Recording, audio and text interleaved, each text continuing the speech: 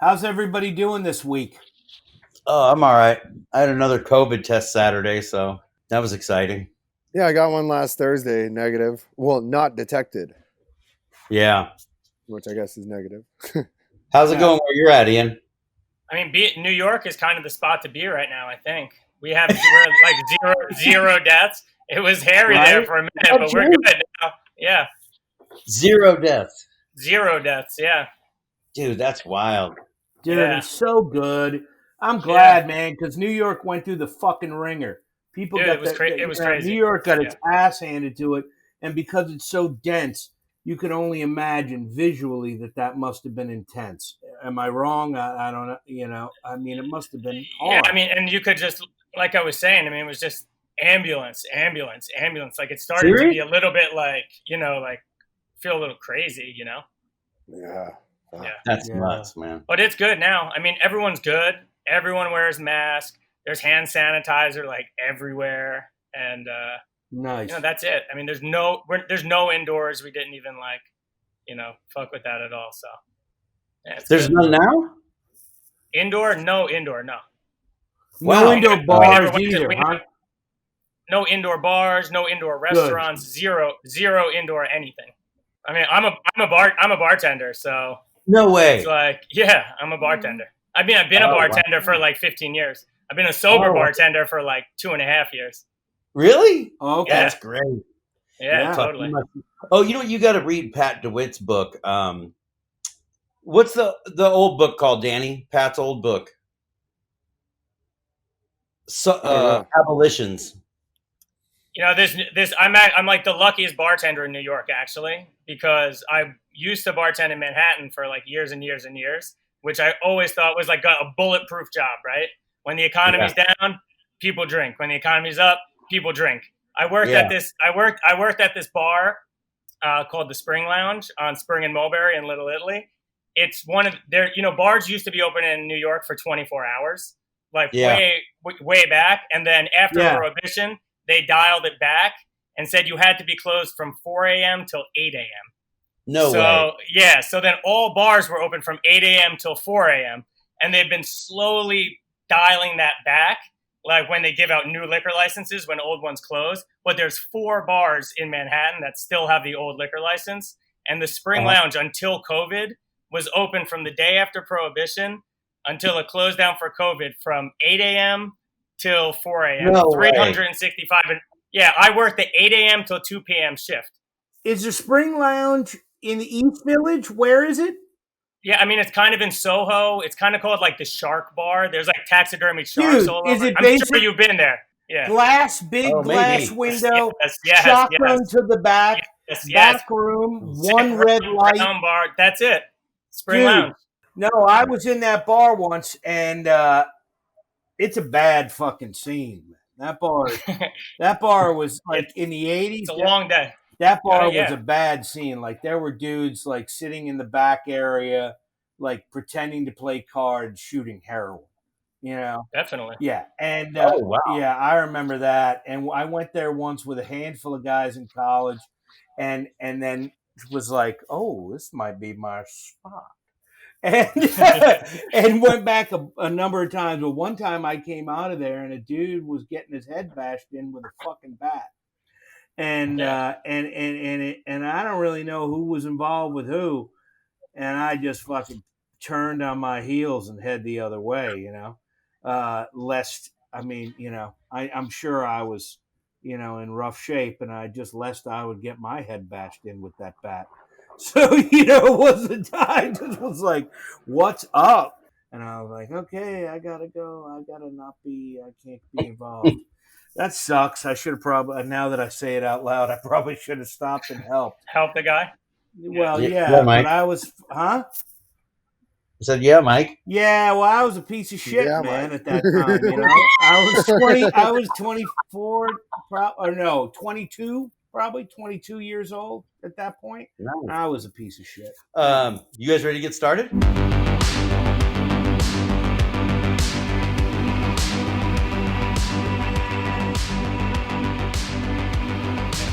Welcome back to It's All Bad. I'm Keith. Hey, Mike. Hey, Mike. I'm Russian Danny. I'm sorry.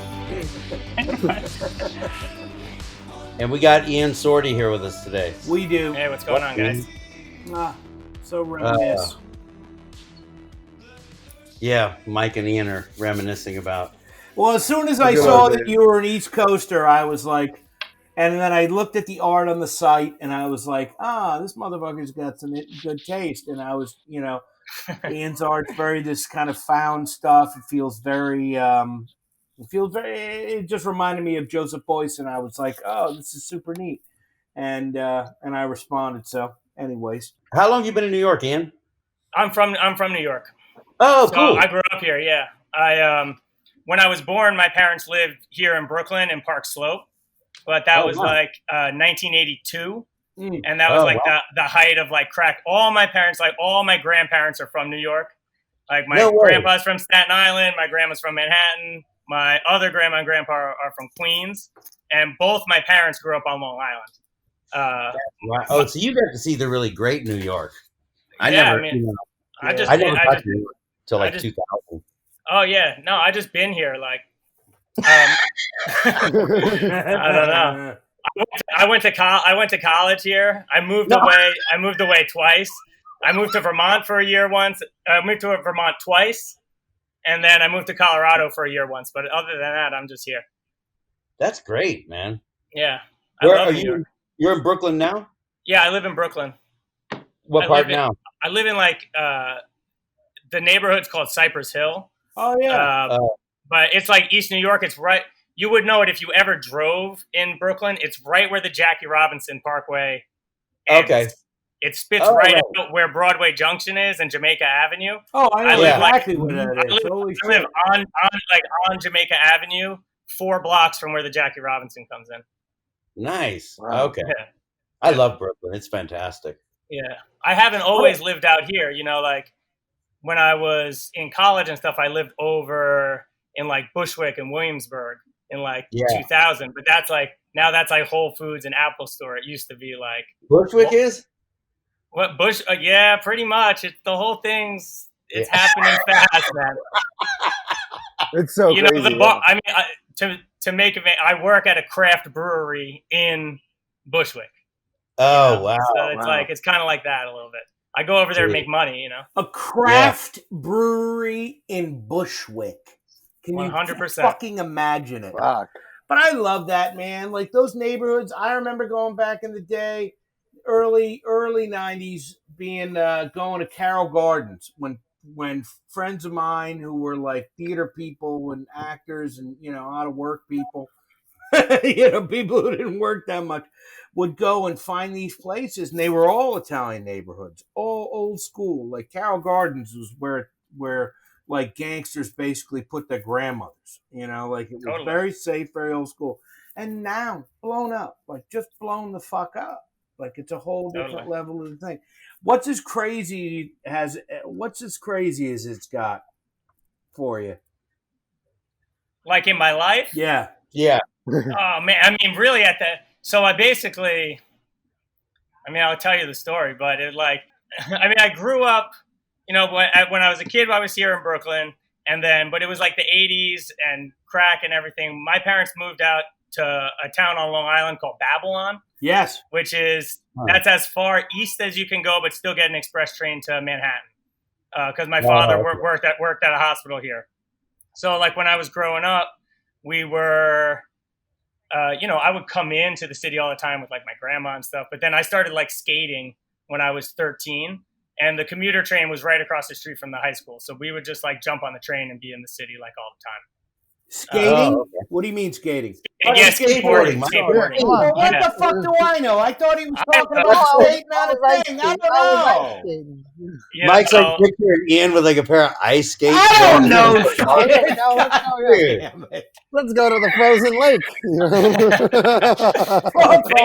I don't know. What do you mean the internet, Ian? What's the internet? Oh, right.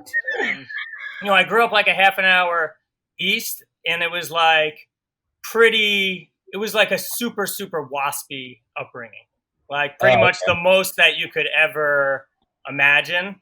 Like, my father's parents were from Queens, you know, and like they were kind of like working class. He grew up in Comac, but my mother's parents were like from Manhattan and Staten Island, and they like Mike will know like my ancestors were like with Roger Williams when they founded Providence, Rhode Island. You know, Ooh. like No way. like yeah, like old school. On which side? So my your mother's side or your father's that's side?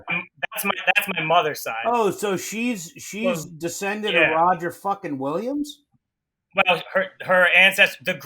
Did you know any Greens? Yeah, Anywhere I mean, in that's Providence? all over fucking Rhode Island. Yeah. So my grandma's grandma Green. There's also my mother's TF grandma Green Airport. I mean, you know, Yeah, like, yeah, and Fort Green. It's the whole and thing. Fort Green. But, yeah. Oh no shit.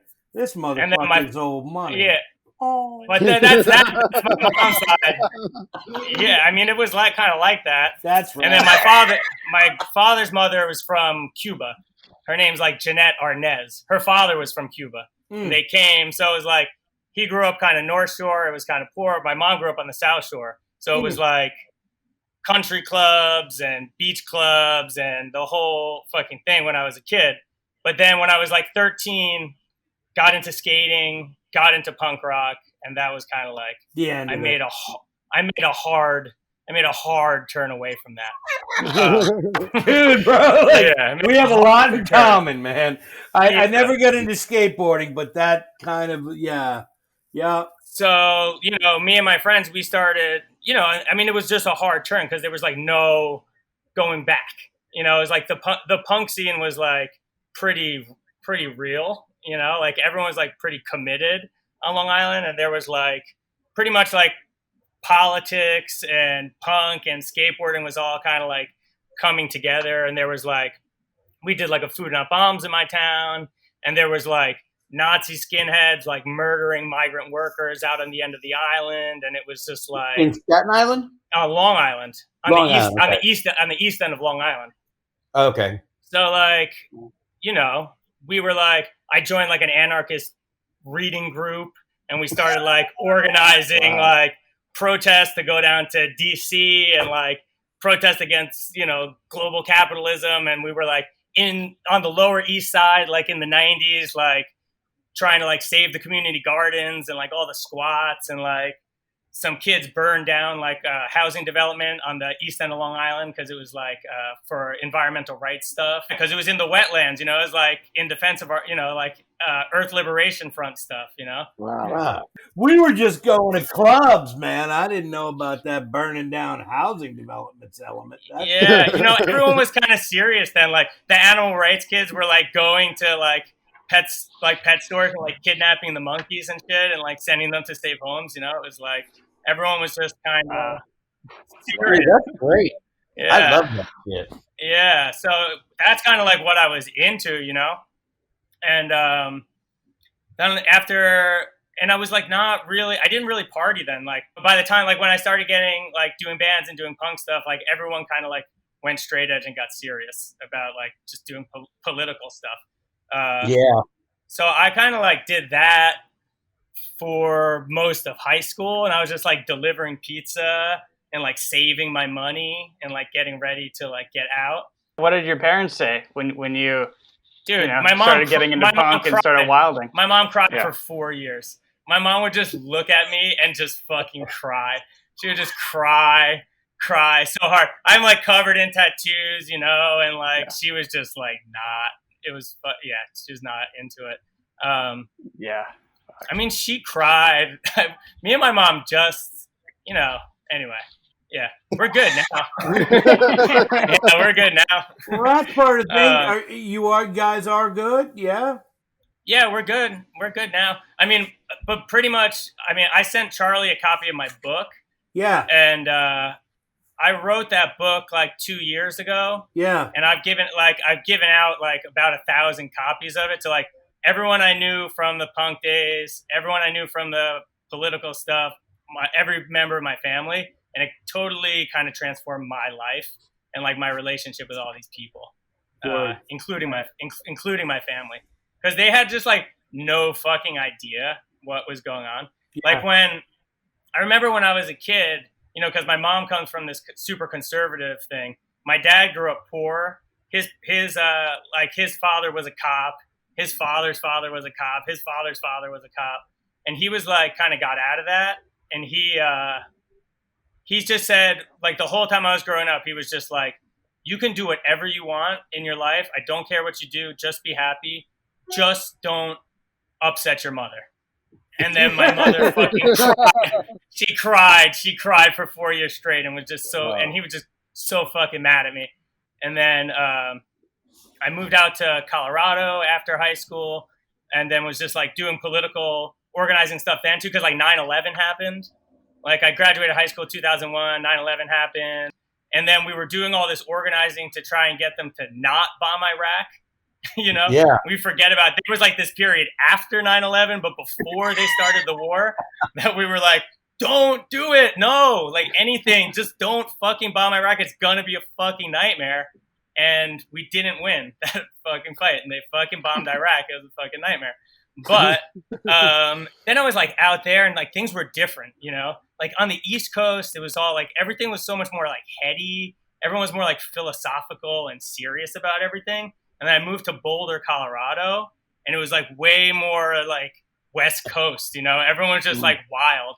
Like all the anarchist kids that I knew were like from like Portland and Seattle, and they were just like, they were like blowing up SUVs up there and shit like that. You know? Yes. It's like riding freight trains, like blowing up SUVs, and just be like a whole, just like, and they, you know, had fucking dreadlocks and smoked weed, and I was like, all right, you know. So just kind of like got into that a little bit, but I was like, basically like a year started going by, and like I like didn't see any future, you know, and I didn't know what I wanted to do, and like I was like being cowardly, and I wanted to break up with my girlfriend. So I was like, I'm going to go back east and go back to college. So I ended up coming back east, and I went to the University of Vermont for a year. Basically the plan, my whole plan when I was in high school was to, because like when I was like 13, my fucking social studies teacher like got me turned on to like Karl Marx, and it like blew my mind and like got me really fucking excited. So like my whole plan was that I was going to like study anthropology, and then I'd be a high school art teacher and like turn on all these fucking kids to Marx. That was like basically my plan. So I like moved to the University of Vermont and like start doing all this like organizing stuff up there.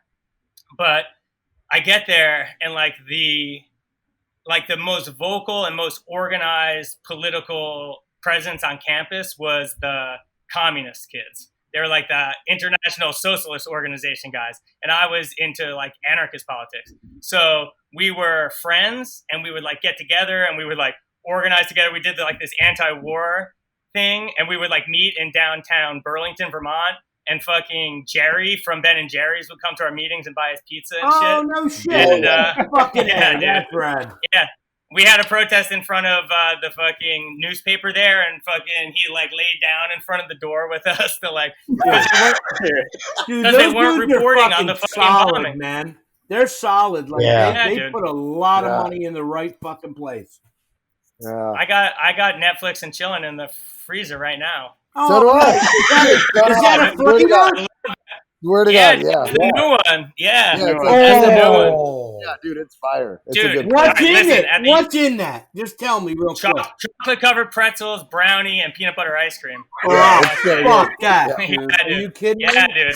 I got a Dude, pint of insane. that and a pint of Americone Dream. You got it too, yeah. Yeah, dude, it's funny because like right after all the like, you know, after all the shit came out, because you like, you know, like I'm a Jew, you know, whatever, like, you know, so I'll go to the store and I'll be like, No, I had no idea actually that you were Yeah. Jewish. Yeah, well, now you know. Yeah. Yeah. I mean, I'm a Jew that was like baptized in the Russian Orthodox Church. It doesn't really follow any of it, but I have a Jewish mother, and when I go to the store, I That's can what hear counts. her voice. Yeah, I can hear her voice saying, "Oh, you're gonna buy the $6 Ben & Jerry's pint," you know. And after seeing all the cool shit they're doing, like I'm, you know, I am, you know, like there's always gonna be a pint of Ben & Jerry's in my fridge. Yeah, it's great. Dude, all right, stoners, come on, Back to it. So there's this like, so anyway, so I'm hanging out with all the fucking communist kids. Like I'm the anarchist kid. We're friends. We're doing all this political organizing, and we were like 18. and 19. So we were just like also just fucking partying and just like trying to live. So I remember I was like hanging out with Commie Doug, and we were like go downtown because like some of these older kids, like there was like this rap jam band called Manifest Next to Me. That was like God damn it! I hate everyone in that band. Oh, so but like all these kids, all like the older kids would like have parties downtown. So we would like go downtown. We would like, I don't know if you've ever been to Burlington, but like the college is up on the top of the hill. Mhm. And then like there's like downtown is like where all like the big houses where all the kids party. So I remember I'm partying. So me and Doug are like, we got to go to this fucking party downtown. Like there's going to be fucking girls there. It's going to be sick. So we walk down the hill. We have like a bottle of like Carlo Rossi. We're just like, just like hitting it off the elbow. fuck yes. And like, so like we're getting there and we're at the party. There's all these people there, and Commie Doug and I are just like, we just start talking about politics, and then we start getting like mouthy about it. We start getting loud. We're like, fuck you, like you're fucking commie bullshit. Commie Doug looks at me and he's like, Ian, I want you to know that the International Socialist Organization here on campus has all been going to Aikido together. And if you don't watch what you say, I'm going to fuck you up. I was like, really? Because I actually know how to box. I actually grow. I'll get into that later, maybe if we get to it. But like, I grew up like I grew up 4 houses away from like the only half pipe in my town. And like, we used to skate. And then my buddy got into kickboxing in high school, and they put 4 posts up on the flat of the half pipe, and they made it a ring, and we would fucking box back there after school. No way. Yeah, way. So anyway, so we're fucking up at this party. Commie Doug's like, I do Aikido. Like, you don't fuck with my communist politics. I'm gonna fuck you up. I was like, let's go downstairs right now. And I remember when we're out there, and it's this fucking snowy night, and there's fucking snow everywhere. And it's just like me and Doug and like a couple of hippie kids come down, and we're just like standing there, and I just look at him, and he kind of like gets in a stance, and I just pop him right in the face. He just drops immediately down to the ground. And he just like one hit, he just like hits the floor, and I'm just like, and I like look at him, I'm like, are you good? And he's like, yeah, I'm good. I'm like, do you want more? He's like, no. I was like, okay. So we fucking get up. We walk back up the hill to the house. There's like a house there called the Slade House, which is like where all the hippies live, because they like buy their food. Like it's like a co-op, and they have to cook.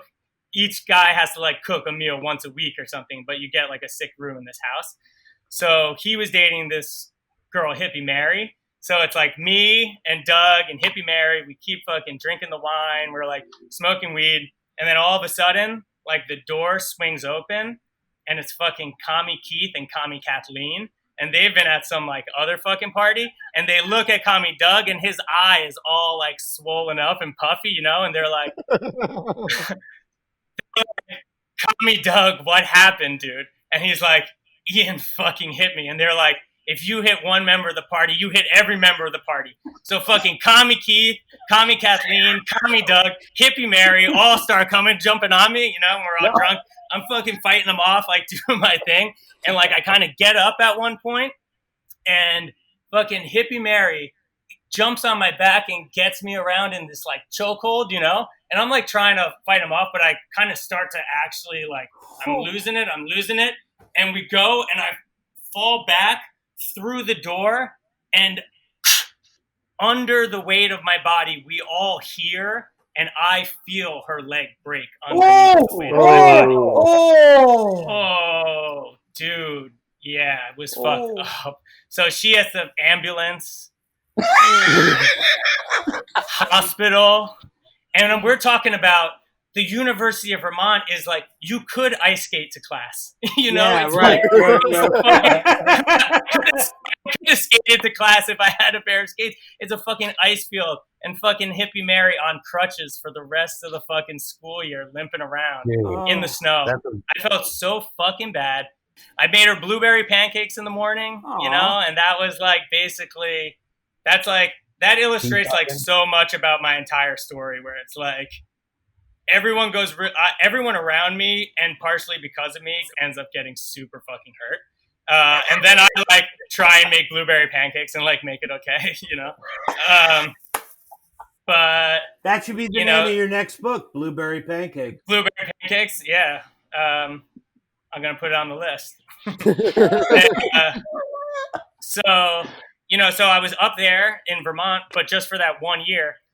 When I was, you know, I stayed in touch with all like my punk friends from Long Island, like especially this kid Jamie, who I had met skateboarding when we were 12. He was like the sickest skater that I knew. He had this like sick like 360 flip that was just like so fucking buttery, and like everyone was just like, you are the man. And he like saw me. I had like made an Operation Ivy t-shirt in art class, and he was like, oh yeah, you're cool, you know. So we were like became friends, and we like hung out all through high school, and he was into the political stuff too. But then when I went home for a Christmas break after I broke Mary's leg, I went to the city, and Jamie had moved into New York, but he was supposed to go to Hunter College, but he didn't go to class at all. And then 9/11 happened, and he called, and he was like, I'm too scared because of 9/11 to come to college. Like, can I have my money back? And they were like, sure. So they gave his dad his money back. Wow. Yeah.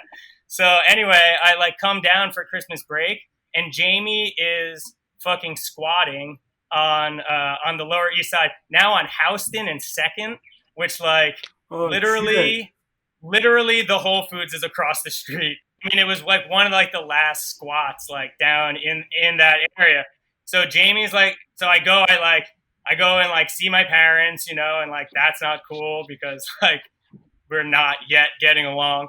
And I come into the city, I like stay with with Jamie at the squat, and he's like, dude, I'm like gonna get a band together, and we're gonna fucking do it seriously. Like we're gonna like fucking make it real. You gotta move down to New York, and you gotta play bass in my band. And I was like, Jamie, I'm your fucking dude, man. So, so I transferred college. I finished out that year. I transferred down to Hunter College and then moved into Brooklyn. We got like a loft out in Bushwick. We got like 2 other guys from Long Island, and we put a band together and just were like, basically the idea was basically we thought the only way you could do a band and like actually get anywhere with it, or like actually like make a great record, which was kind of our dream, was to just be totally 100% super fucking committed. He was like, I remember him saying to me, he's like, if you have to fucking forsake your family, if you have to break up with your girlfriend, if you have to quit your fucking job, if that's what you have to do because that's what you need to do for the band, then you have to be ready to do all those things. And I was like, I got you, bud. Like, for sure, let's do it. So, like, I will forsake my family. I will break up with my girlfriend, and I will quit my job and move to be in your fucking band. So we got this loft in Bushwick, and it was just like this big fucking empty room, and we built like little like cubbies. It looked like Hollywood Squares, you know, against one wall. Like everybody had like a little downstairs that you could stand up in and have your shit, and then there was like a little like 4-foot zone up top where like you had your bed and you could kind of sleep up there. And then we just had all the equipment set up, and we played every single day. We would just like practice every day. We'd go work our shitty job. We play every night. And we just started, it was like kind of a great time to be doing music in Brooklyn, you know, like 2002 in Brooklyn, like it was fucking amazing. You know, it was like so affordable. Like now there's nowhere, although we'll see what happens because New York is emptying out right now. Dude. Dude, for sure. Like, I mean, I still work. Like, I still work 3 days a week. And I just like talk to people. It's like talking to people, and so many people. And like, so I work at this craft brewery in Bushwick, and like, so all these people are just coming in and just like buying cases of beer to go and stuff. And heading out to, you know, everyone that has a second home is leaving for good. But like a lot of people that have like houses upstate and stuff, they're leaving and they're like never coming back. Wow. Anyway, that time in Williamsburg before they rezoned it to be residential was just like this golden time. So we were like right there. We had this like sick loft, we had this band, and we were just like committed to going as hard as fucking possible with it. So were you guys doing drugs, or were you guys taking the music that seriously? Yeah, so like basically it's like you know, I would say like by the time I got back from Vermont, we had Jamie had like shifted his like commitment from like organized politics into just more of like a all out personal fucking Dionysian assault against society, you know, which was like, you know, and I was kind of like into it too, you know, like I was like, yeah. So we were like smoking a lot of weed, taking a lot of psychedelics, and just drinking a lot. I mean, we were young, you know, we were like 19. At the loft we lived in, there was a fucking soda machine in the basement, and there was dollar cans of Bush in it. Like the landlord would just fucking stock it out. Yeah. Wow. Yeah, totally. So we were just like, you know, like we had a guy's number, like a Coke guy's number, but we were kind of broke, you know? Like, I'm sure that if I was fucking grew up on the West Coast, I would definitely be fucking dead or in jail right now for sure. I don't know how you like, the first time I came to LA, I smoked meth. The second time I came to LA, I crashed my car. And the third time I came to LA, I got pulled over drunk driving. You know, I don't think that fucking lifestyle was going to work for me, you know? Yeah. We were like, I mean, we were taking it serious. We were drinking a lot. We were drinking a lot, but we were like drinking beer. I mean, for the whole thing, if like you asked me what my like drug of choice is, I'm like kind of like just like fucking a beer drunk, you know, just like a good old fucking beer drunk. Yeah. But at first we were just drinking a lot and fucking smoking a lot of weed, and we played every night. So we weren't like, I never really knew anyone that was like into meth out here, and the heroin didn't come in for like a couple more years. You know, it's like, if you even think about it, it was like, it kind of just wasn't even, you weren't even like hearing about it really in 2002 out here, you know? It wasn't until like more like 2008 that you really started hearing about it. I mean, for sure. So like at first we were just like drinking a lot, but we were like, we had a plan for like our first 4 records, you know, like we were gonna make a fucking first record, and like we were gonna then just like push that out into the world, and we were gonna play every night, and then the second record was gonna get put out on a label, and then we were gonna fucking keep playing every night and go super hard, and then like by the time we were on the 4th record, it was gonna be like a fucking gatefold, and there was gonna be fucking rock and roll saxophone all over it, you know? It's just like we were like the fucking, like we had like a plan for the picture of how the whole thing was gonna go. What was the name of the band? The band was called Bent Out of Shape. Bent Out of Shape? Bent Out of Shape, yeah. You can listen to our second record on Spotify. It's just there. Oh, okay. It actually got put out on a label, an LA label actually, which is how I ended up out there, which is how I ended up smoking meth the first time I ended up out there. Like, so we're playing every night, and like basically our weed dealer, and like we're buying a lot of weed, our fucking weed dealer decides he's going to start a record label and put our record out. So like we basically paid for our first record by like buying so much weed from this guy that he had enough money to put our record out. So we like pressed fucking 1,000 LPs, and we bought an old short bus from a school district in New Jersey, and we fucking spray painted it to look like a giant watermelon, and we fucking toured across the U.S. I think we played a show in like 40 states or something like that. We did like a full like DIY book your own fucking life tour of America. But like our first record was just like about how fucked up we were, you know? We record a second record and we send it out to all these record labels, and this record label in Long Beach actually called Recess Records. Do you know those guys? I've heard of it. Yeah. Anyway, So basically, the second summer, we get in the fucking school bus and we go tearing across the country again.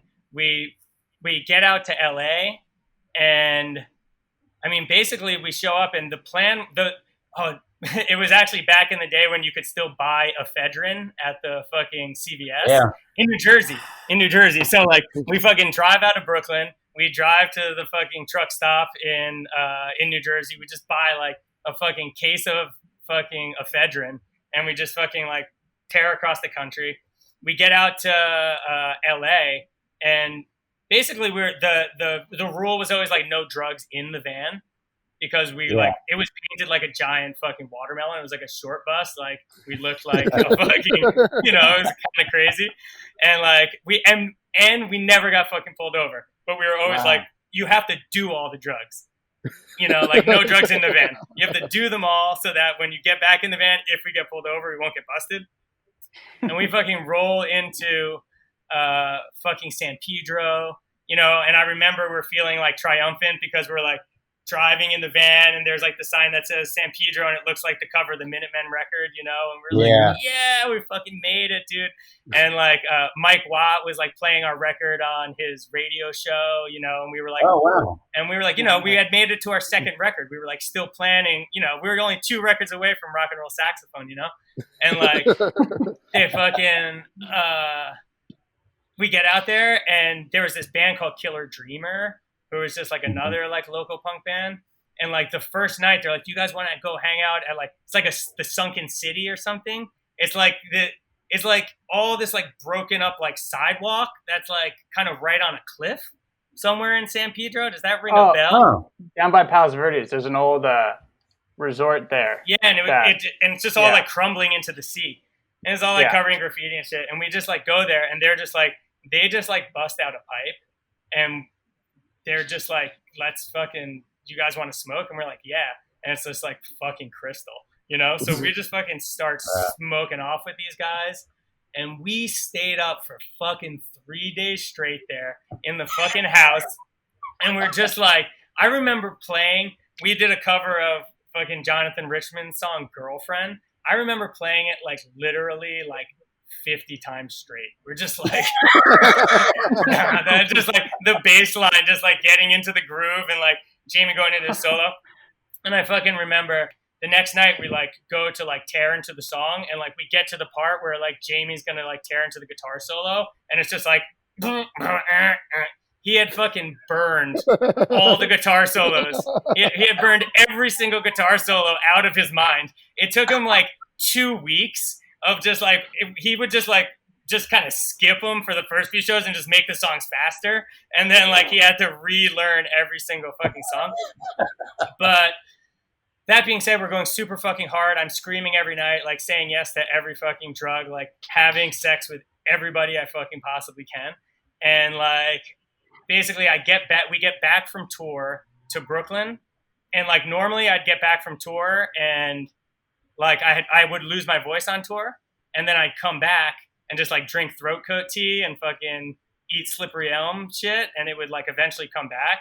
And that tour, it like was gone, and then got worse, and then eventually I couldn't make a single sound. I was completely inaudible if I tried to speak. Totally lost my fucking voice, and I was like, what the fuck? So I like actually went to a doctor, and the doctor was like, your vocal cords are supposed to look like a smooth pair of like silvery airplane wings. Your vocal cords look like a pile of bloody grapes, which is not right. And basically I had contracted a super rare chronic throat disease called reoccurring respiratory papillomatosis. It's what fucking Michael Douglas fucking got. Michael Douglas got fucking throat cancer from this fucking thing. Yeah. So it was a combination of fucking my vocal cords being super shredded from screaming and smoking and drinking, and then fucking giving as much oral sex as I possibly could. And I fucking got a terminal, like chronic fucking STD on my vocal cords. Yeah. And that was the end of my fucking rock and roll career. Wow. Yeah. So that year was fucked up for me. Dude, And I was hardcore. like having I'm having a personal crisis because I have to quit my band now. I'm 23. I had committed my life. I had forsaken my family. I had like done the whole thing, committed everything to fucking be in this band. And I was like having a crisis. And then that fall, I was going to Hunter College, still studying cultural anthropology. I took a drawing class to make my course load light. And like I went in and like the third class, I brought in some like crazy fucking like assemblage of like dumpster trash that I had like made in response to like a drawing assignment. Yeah. And the fucking TA in the art class was like, I don't know what it is. It's like a rare thing that you see, but you could be an artist if you wanted to. And I was like, really? I was like, perfect, because I fucking need something to be with my life. Like, I don't know. I need something to do, I was like, okay, fuck, I'm going to be an artist now. So I like, I fucking switched my major to fine art. I fucking started studying the history of art. I just started like doing all this. I started studying performance art, like you were talking about earlier, Mike. Like Joseph Beuys, but then like all this like New York performance art, like Vito Acconci and like all this crazy shit. And I just started like doing all this crazy like street performance in New York. Yeah. And then like so that I could keep a free studio in New York City. Sure. If you went to Hunter College, if you got into the MFA program at Hunter College, you got a free studio in Times Square. So I was fucking like, Christ, that's so amazing. I was like, I took all this fucking work that I had done and I was like applied for grad school so I could get a free studio at Hunter College. But I also applied to Yale and I fucking got accepted to Yale for my MFA in art, which was a big fucking surprise to everybody. Yes, especially like my mother and like my fucking grandmother. Yeah, I mean, I wasn't even expecting to get there. I was like, I got a job working as the night clerk at the fucking medical library, which was a sick job because the library was closed. So I just had to sit there and people would come in and I'd just be like, library's closed. I would eat mushrooms. I would just like get so high and just eat mushrooms and just go fucking sit at the fucking desk in the medical library and just be like sorry, library's closed. Library's closed. So I was fucking there, but then I was also like having a little bit of I was just like still bummed about like leaving the band and having all this shit. So I would still go down to New York and like see Jamie and stuff. And that's when those guys really started doing heroin. So it was like, so I was in grad school 07 to 09 and I start going back and like fucking visiting those guys and like they had started doing heroin and I was like snorting it with them, but like nobody was shooting it yet. And like, cause I would just do anything. I was definitely like a like I would never say no. I'd never say no to any fucking drug, any drink. I was just like, yes is the fucking answer. Yep.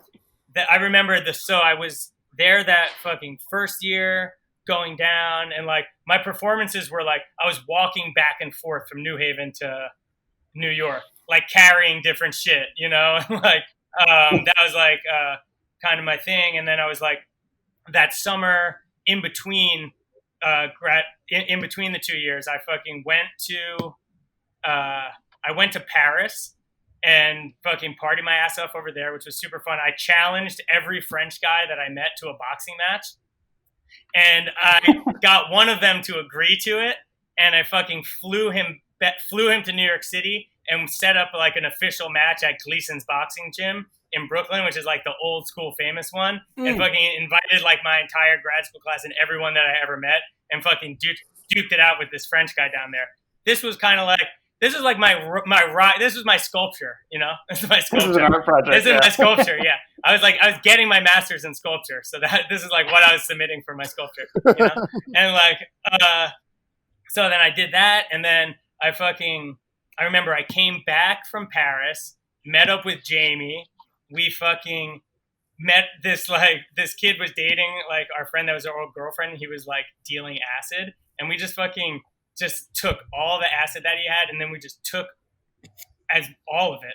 I don't know how, it was just like hits and hits and hits of acid, and we took this like epic fucking like 10-hour fucking walk all around New York City. And I remember I was wearing a fucking brand new pair of black tassel loafers because my fucking sister was getting married the next day. And I remember at the end of like our fucking like epic fucking thing where we like, you know, figured out all the answers to the universe, he threw me on the back of his like Pook scooter, you know, and like no helmets on or anything. He like fucking like cruises me over the fucking Williamsburg Bridge. I remember looking down and the fucking toes of my brand new tassel loafers clipping across the fucking pavement. And I went to my sister's wedding the next day, tripping my fucking ass off. And I had to read from the Bible in the Catholic Church in front of my entire fucking family. And I definitely screamed every fucking word.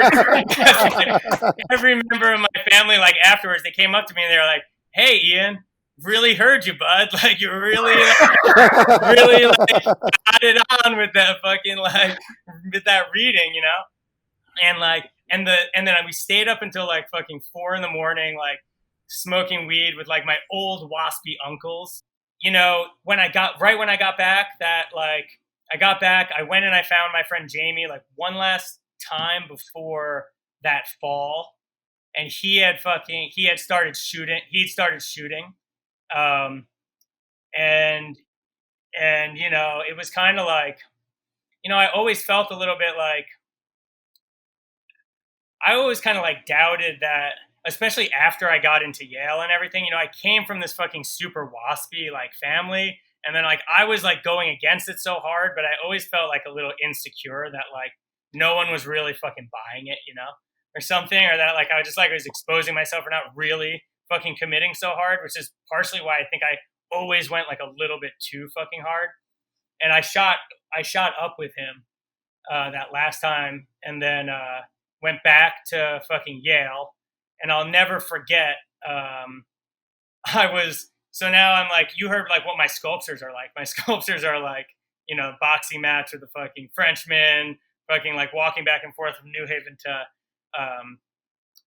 fucking New York. I remember I was teaching this class. I was TAing for one of my favorite professors, this woman, Jessica Stockholder.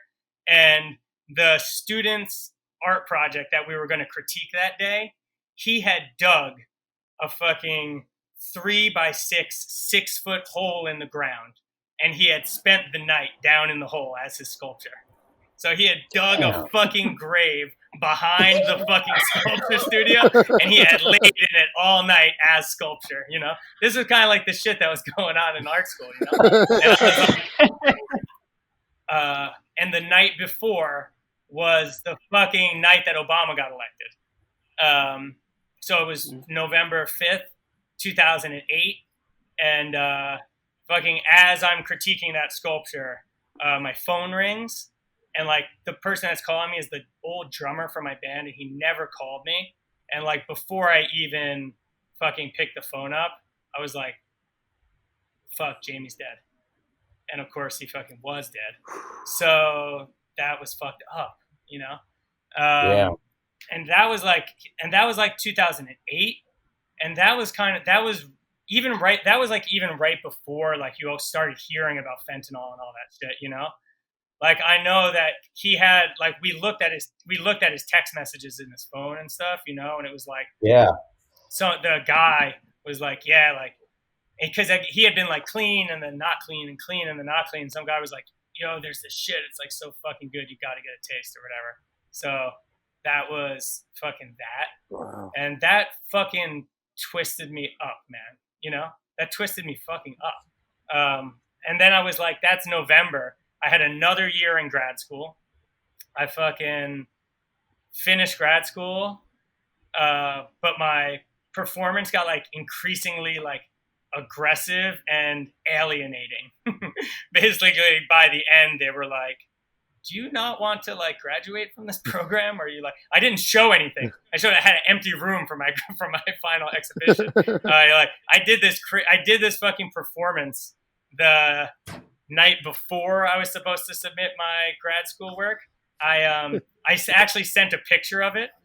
It was like a 2-act play. The first act was kind of in drag, and then in the midterm, I like shaved my head and I glued it on as a beard, and came out for the second act. It was like, you know, the myth of Tiresias. Yes. Anyway, so Tiresias was like this magician that turned into a woman for 7 years, and then like fucked all the senators, and then turned back into a thing. Anyway, so after grad school, I ended up fucking walking out to LA. Were you after Jamie passed? Did you do heroin anymore? Or? Yeah, but so like that was never really my thing, you know. Yeah. I was always kind of like psychedelics and stuff, but then, you know, after grad school, my friend and I we walked from New Haven to St. Louis, and then we like rode a tandem. We walked from New Haven to St. Louis, and then we like rode a tandem bike from St. Louis to Venice Beach. Get the fuck out of here. Yeah, dude. This was like, basically the whole thing was like, you know, my whole life was this like kind of like, this was kind of like what I was doing, you know? And I was kind of like, the idea was that I was just going to kind of like keep pushing it forever, you know? Like keep like upping the stakes and doing the crazier thing. And I was like, I had this idea. I was like, I'll quit art and like I'll start acting, but I'll have like a radical approach to acting. So like if I want to be an actor, I need to be in LA, but I'm not just going to fly to LA. So I'll walk there, you know? Wow. So, yeah. So we like walked from New Haven to St. Louis. It took 4 months, and we were like, we drank every night. We stayed good on weed. We didn't smoke meth. We like saw tweakers along the way, you know, but we basically were like, if we're ever going to fucking get there, we just have to move every day, you know? Yeah. So like, you know, walk to St. Louis, and then Boris like breaks his ankle in St. Louis, or he rolls it really hard. And we were walking like 25 miles a day. And then we started walking like 7 miles a day. So we were like, it's going to take 3 years to get to LA, you know? Like we don't have fucking 3 years, you know? Like we have like a year. So we like we got a tandem bike. We fucking, where, just like in a bike shop? Yeah. We were in St. Louis, and Boris just found someone that was selling one on eBay, or like, this guy just like had one. It was like but it wasn't like it was a beach cruiser. It was like a beach cruiser tandem bike, and he had like a burley, you know, those little like nylon bubbles. You guys know, you know, and we fucking just started tearing across America. It took us 2 months to get from St. Louis, but we picked up a dog. We picked up a stray dog in Oklahoma City. It's like a deaf blue healer named Becky. Oh, wow. I had a snail. I had this Israeli snail named Shmuley, because I was like, back in New Haven, I was dating this Israeli chick, and she had like accidentally smuggled this snail back. And like, so we had Shmuley and Becky and me and Boris. We're fucking like tear all the way from, we basically took 66. You know, 66 runs all the way from Chicago. It runs straight through St. Louis. It runs all the way out to fucking Santa Monica. Yeah. So we fucking rode all the way from St. Louis to Venice Beach. And, you know, basically I got there. And then immediately, like, I was like, you know, basically I had convinced myself that I was like doing like a lot of psychedelics, and I was like, had convinced myself that I was having this like kind of like communication with like the fucking divine, you know. I was like, I'll do anything. I will do anything you tell me to do, no matter how crazy it is, as long as you keep telling me what shit to do. You know, this is kind of like this is the pact that I had made. That's how you end up fucking walking across the country, or fucking, you know, doing this shit with Becky. I'm just like, walk across the country. That's what I got to do, you know? So like, I got out to LA, and I started like hanging out with this like curator chick. And I was basically like, all right, like this person is going to kind of like show me the fucking way, you know? So like, I like organize a record collection and like I start like chauffeuring her around. I end up like helping her do sound for some music, for some like art openings there, like up in LA. And one night we're just like partying at the art opening, just like fucking drinking whiskey, the whole thing, like just going at it as normal. And we're just like up somewhere on Santa Monica Boulevard. And then we have to go back to her place in Venice. And I hadn't really been driving, you know. I'm like, I hadn't really driven since high school. Like I toured with the band, you know, but like wasn't really used to like having a car. So we're like driving back from the fucking opening, and we drive past the cop, and he's got another guy pulled over, and I see him just like look at me, like go by, and then I'm like, fuck, my headlights aren't on, and it's like the middle of the night, you know? So I like click my headlights on, and he just like let that other person go, and immediately just like lights me up and just like pulls me over. And I'm just like, fuck, you know, like this is not good, you know? So like he like walks over, and I'm just like fucking there. The curator chick is there, and he's like roll down the window. He's like, excuse me, sir, like, have you had anything to drink? And before I can say anything, this chick goes, he's my driver! He's my driver! And she just starts acting fucking insane. She just starts like banging on the fucking like windshield. And she's just like, he's my driver! He's my driver! And I'm just like, I don't even know what's going on. I'm just like, officer, I haven't had anything to drink. And he's like, are you sure? And she's just like, bang, bang, banging on the window. She's just like, starts acting like insane. She's just like, la, la, la, la, la, just like acting like a fucking crazy, bizarre person. And I'm just like, officer, I'm from New York. I'm just driving her home. Like, she's just like out of her mind. And he just didn't want to have anything to do with her or whatever. And he was just like, gave me my license and registration back and was just like, keep your fucking headlights on and just fucking let me get out of there. I mean, that's amazing. I mean, I'm also like, just like a pretty like clean looking white guy, you know? So like, I'm sure that there was a lot of privilege made that fucking easier for me. I mean, my whole career was pretty much like just going super fucking hard.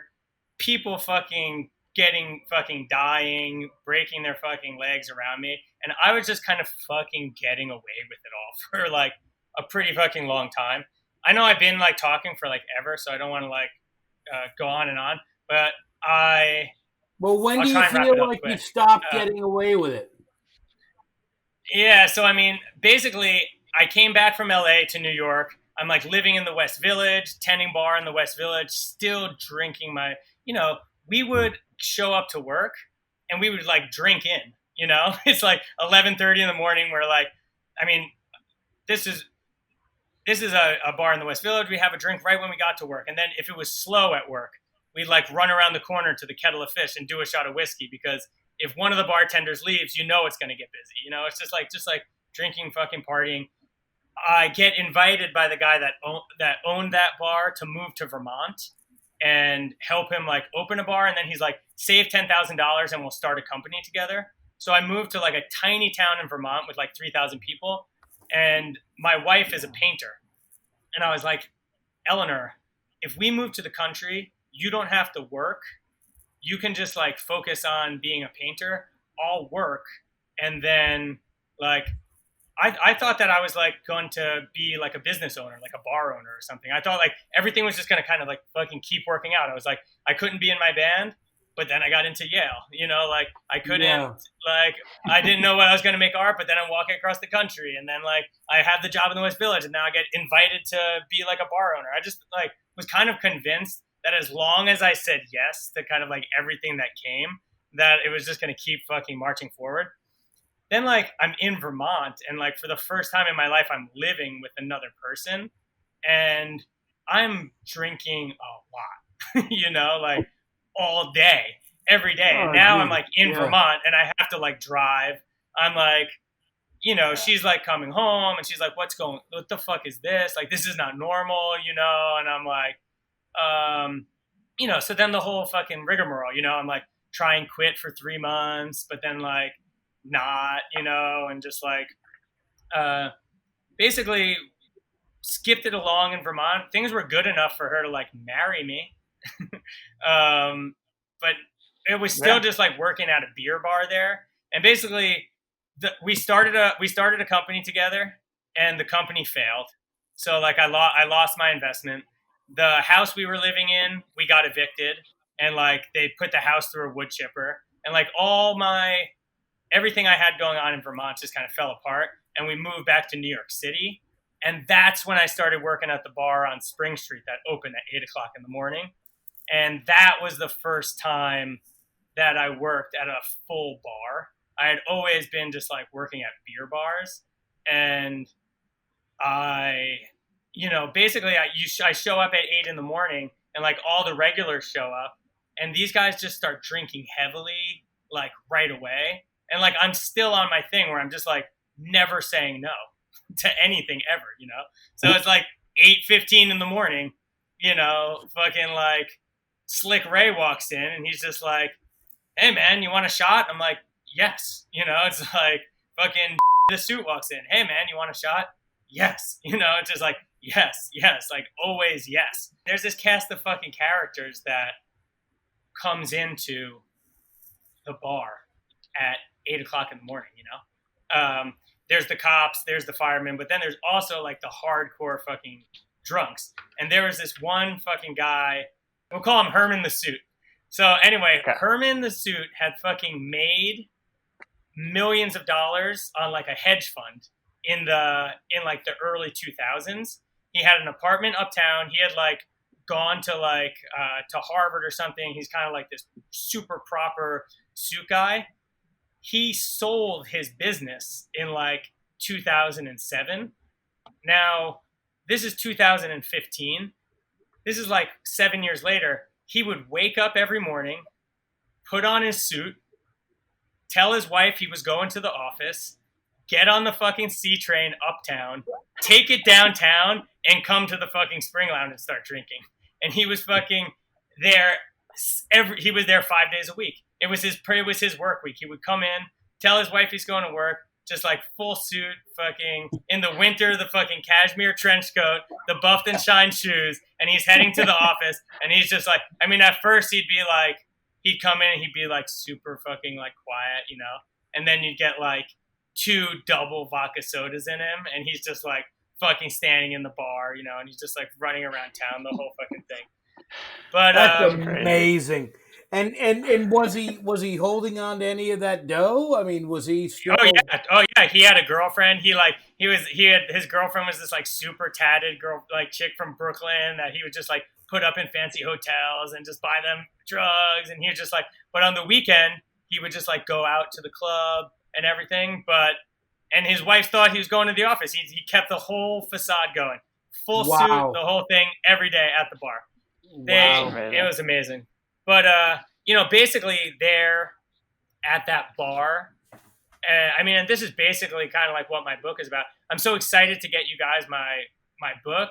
And I just this week, I'm releasing the second book, which is like a part 2 that I finished, nice. Which I'm even more proud of. And I'll send all you guys copies of it.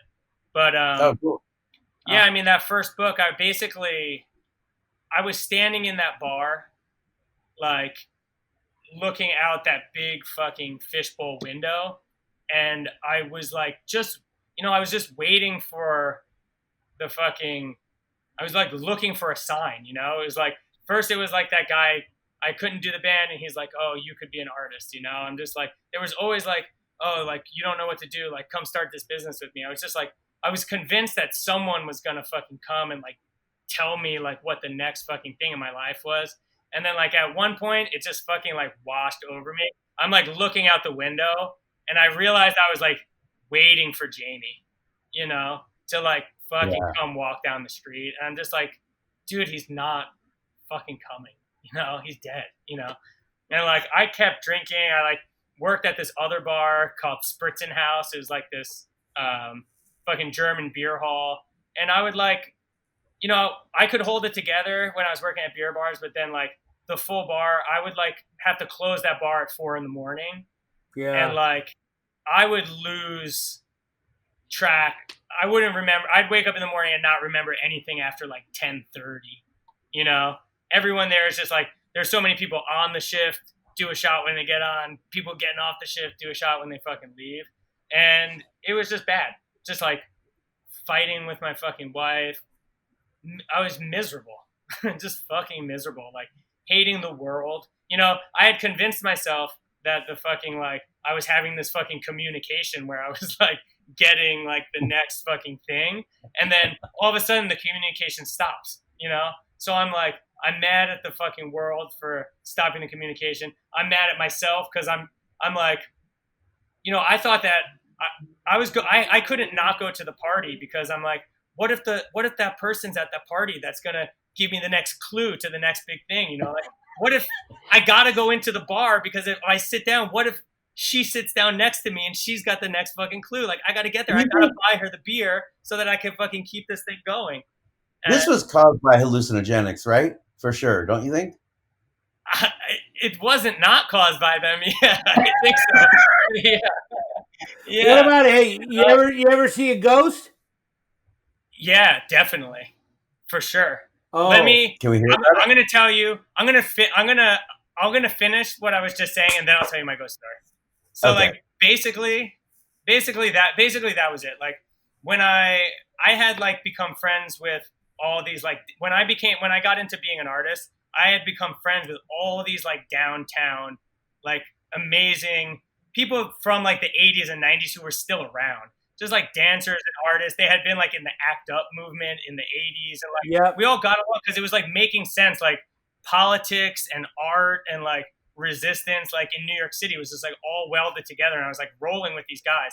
And there was Is it like Penny Arcade and that crowd? Yeah, I mean, who was still alive from that crowd? There were still people living at the Chelsea Hotel, you know, like Renee Ricard was still at the Chelsea Hotel. Yeah. And like this guy, Stanley Love, was this dancer who I had been friends with, and we had partied our fucking ass off together. Before I went to grad school, I hadn't really seen him. And basically, so this is a perfect example of what my day had become. I wake up at like 8:30 in the morning. I go into my studio. This is in my house where I live with my wife. I go into my studio and I like pull out a few books because I have open beers stacked behind a few of these books. So I'd open them the night before so she doesn't hear me cracking them in the morning. I like drink a couple beers. I go and I brew some coffee. Then I fucking go. I brush my teeth. I make some coffee. Then I wake up my wife. I'm like, hey babe, like getting ready. Like I made you coffee. Like, don't you love me? And she's like, get her ready. We eat some breakfast. I drive her to the studio. Then I fucking drive over to Williamsburg. I go to the fucking Irish bar. Downstairs at the Irish bar. Fucking 3 pints of beer. Now I'm ready to go to yoga class. So I'm fucking like, get ready. Like walk over to fucking yoga to the people. Like I'm loose. You know, I'm ready to fucking take it. This is like a fucking person that's like a divided fucking person that's trying to follow two fucking like forces pulling in the same thing. So I'm like going to yoga class. I'm drunk. And like, as I'm fucking walking up the stairs to yoga class, I fucking run into Stanley Love, who was that dance choreographer that I had like been hanging with. And he was from the 80s. He had spent time like in the drag balls, like Uptown, like Paris is Burning shit. Like he was like there for all that. And I run into him and he had been haggard, especially with crystal meth. Like, because like gay sex and meth, that's really the only place you really see it in New York City. But anyway, he had been way out. And like I run into him on my way up to fucking drunk yoga. And he looks so fucking good. He looks like $1 million fucking bucks. His eyes are shining. And he's like healthy. And he's like, looks great. And I'm like, Stanley, what's going on? He's like, oh my God, I'm teaching dance classes to kids. I have a show at the kitchen next week. I've been sober for 8 months and like, I'm just like happy. Like life is good. Like I'm getting my career together. Like everything is like happening. And I was just like, it like struck me, you know, I was like, you see me now, I was like 45 pounds heavier. You know, I was like, I was hurting myself and drinking a lot and it was just like bad and hating myself. hating the world. And he said that to me, you know, and like 2 days later, basically I went like to work. I got super fucking drunk. I came home. I lied to my wife about it. And I was just like, she was just like, you're a fucking liar. You're a fucking asshole. And I was like, you're fucking right. So I fucking called Stanley Love. And I was just like, Stanley, like, I need to go to a fucking meeting, dude. And he took me to a fucking meeting. And that was like April 17th, 2 years ago. It was like, I just had 2 years back in April. Wow. Yeah. And fucking, it's pretty crazy. I mean, you guys know, my life is so fucking good right now. Like, I am making the best work of my life. In my first 90 days, I wrote that first book. And like, I gave it out to like everyone in my life. It's the thing I'm like the most proud of that I ever did. I like started making sculptures. I have a gallery in LA now. I have a show in November. My wife and I, like, I can be honest with my wife and like love her and like show up for her. Actually, like during quarantine, 3 people have called me and they were like, 3 people from my like scene have called me and they were like, I need help. I'm a fucking alcoholic. I'm crashing my life. Like, can you fucking help me? I'm like sponsoring friends of mine. Like, I'm talking to them every day on the phone, going through the big book with them. It's just like, Dude, fuck, I had like a fucking total fucking spiritual fucking like breakthrough. It's like, and it was what I was fucking looking for the whole time. And unfortunately, fucking a year ago, I was out in LA. I did a performance at the gallery on La Brea that I write about in my second book. And while I was fucking out there, I came back and fucking Stanley went back out on Crystal and died. Oh, fuck. So sad. Jesus. The second book is like dedicated to him, and he was like such a fucking beautiful person and fucking saved my life. So I'm like staying sober for him, you know, and for all these other people in my life, and things are good with that. I will tell you my ghost story. I forgot about the ghost story. I don't have a PCP story, right. but I do have a ghost story.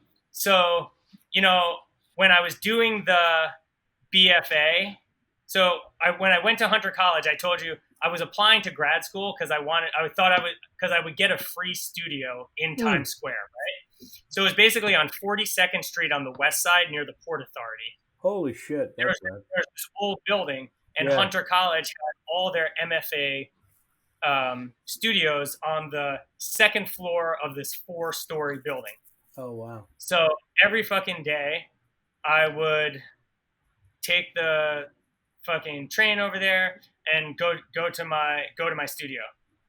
It was like this old fucking industrial building that had been there since probably like it looked like maybe it was from the 20s or something like that. So basically it was 4 big stories, but you could go in, there was like stairwells at either end of it. And I'm a pacer, you know, like I have my best thoughts when I'm like walking. I like to walk. I walk through the fucking country, you know, like I'm a fucking walker. When I have to make a sculpture, I start walking between New Haven and, you know, I just like walking is my thing. So like I'm in my studio, but I would just like walk this circuit around the fucking building. And I was on the second floor. I'd go up to the 4th floor, down the hallway, and then down. Now on the 4th floor, all along the wall were these beautiful black and white photographs, like these beautifully like developed black and white photographs from like the 30s, 40s, and 50s, mostly like of musicians, you know? So I'm like, going. Eventually, like I asked somebody, I'm like, what are all those photos upstairs? And do you guys know who Alan Lomax is? Sounds familiar. I don't know. So you know Folkways Records, like you know who Alan Lomax is. There's like, if you think about a guy in like the 40s driving around in the back of a truck with like a little like fedora hat and like a microphone, like recording blues guys. Like the reason we have recordings, he's like a character. He's like a trope, and he's like the reason we have recordings of all those early like bluesmen. He like went down to the South and like recorded all that stuff. So Alan Lomax's archive of all of his stuff was being stored on the 4th floor of the same building where the Hunter Studios are in. So all of his audio recordings are up there, and all the walls are lined with all of his photographs. So basically, I'm just walking this loop every day, never anybody up there. There's never fucking anybody up on the 4th floor. I'm walking the loop, and one day I fucking walk up there, and the door, one of the doors to one of the rooms is just open, and there's just light coming out of it. So I'm like, okay. So I just like walk over, I push the door open, and there's an old woman sitting at a desk there. And I'm like, I like knock on the door, and I'm like, oh, excuse me, like, my name's like Ian Campbell. My name was Ian Campbell. I took my wife's last name, so I'm Ian Swordy now. So I'm like, my name's Ian Campbell. Like, I'm an artist. I have a studio down on the 2nd floor. Like, is Mr. Lomax around? Like, I collect his records. Like, if I could meet him or like get access to any of the archive, like it would like change my like life. And she was just like, oh, Mr. Lomax has gone home for the evening, but if you come back tomorrow, like I'd be happy to introduce you. He'd be happy to show you around. I'm like, amazing. I like go downstairs. I remember I call my mom. I'm like, Mom, I'm going to fucking meet Alan Lomax tomorrow. Like, this is going to like change my fucking life. The next day I wake up, fucking go to my studio, walk up to the 4th floor, walk over, the same door is open. I go over, I knock on the door, and there's 2 guys my age. There's 2 young guys in there. I'm just like, oh, hey guys, like, how are you doing? Like, is Mr. Lomax around? And they're like, dude, Mr. Lomax has been dead for 20 years. I'm like, what do you mean Mr. Lomax has been dead for 20 years? Like, the old woman in here told me that I could come up and meet him today. And they're like, there is no old woman. We're the only 2 people that have been in this room for 10 years. We're digitizing the Lomax archive. Nobody else has been in here. Whoa. Yeah, Wow. dude. That's great. I think, this is my take on it. I think Uh-huh. that those fucking guys, Whoa. I think that them going in there had stirred something up. It knocked it loose. Yeah. It knocked it loose, and I went up there. Man. I think that back in fucking 1940, some crazy fucking tattooed punk fucking kid walked into that office and was like, excuse me, is Mr. Lomax here? You know, and they're like, and then no one showed up the next day, you know? Yeah, That's that was real. awesome. That was fucking Wow. real, dude. As all my stories That's went, I kind of got, I basically like destroyed, like lost all sense of like human dignity, and like shit got kind of fucked up on the way. I never ended up getting really busted for anything. I think that a lot of that has to do with like living in New York, not driving, Yeah. and not really having meth around. Because if that shit I was say around, that all the time. you know, like there wasn't enough, I didn't have enough money to do enough coke to really get in trouble. You know, like I got into, like when I got back from LA after we walked across the country, I came back to New York, and there was this like art friend of mine. She was sober, but she did heroin. Like she was an alcoholic. She wouldn't drink. Like she'd have me over and she like stocked beers in the fridge for her friends. And she was like, I cannot drink, you know, like I don't drink, but I love fucking heroin. So we would just like fucking do heroin and fucking like snort heroin and like watch Werner Herzog movies for like 6 months straight, pretty much. Hey, I got to jump off real quick. Thank you, Ian. Guys, thank you so much for entertaining me for this Yeah, long. man. Dude, I thank you. I kind of get on a ramble.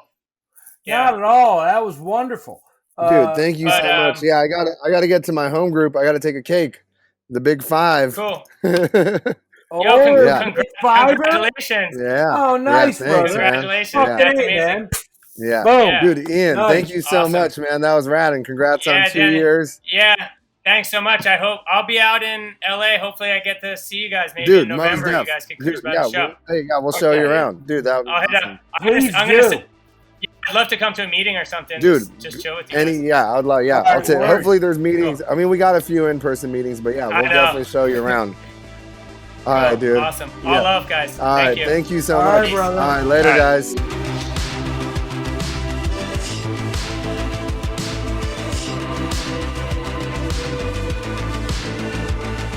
Hey, thanks for listening to It's All Bad. Like and subscribe. Our Instagram is It Is All Bad.